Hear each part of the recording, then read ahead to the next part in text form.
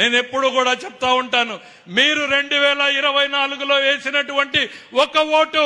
లక్షల రూపాయల లబ్ధి చేకూర్చింది, వేల రూపాయల సంక్షేమాన్ని కల్పిస్తా ఉంది. ఒక ఓటు అమరావతికి 15,000 కోట్లు, ఒక ఓటు పోలవరానికి 12,000 కోట్లు, ఒక ఓటు విశాఖ ఉక్కుకి 12,000 కోట్లు, ఒక ఓటు రైల్వేలకి 70,000 కోట్లు, ఒక ఓటు నేషనల్ హైవేలకి 70,000 కోట్లు, ఒక ఓటు విశాఖకి రైల్వే జోన్, ఒక ఓటు తల్లికి వందనంలో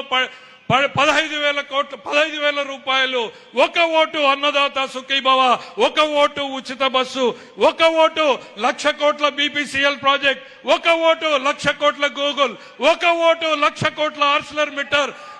12,500 ఉద్యోగాలు, పోలీసు ఉద్యోగాలు, 20 లక్షల ఉద్యోగాలు తీసుకురావడమే లక్ష్యంగా పనిచేస్తోంది ఈ ఎన్డీఏ ప్రభుత్వం అనేటువంటిది గుర్తు చేస్తా ఉన్నా.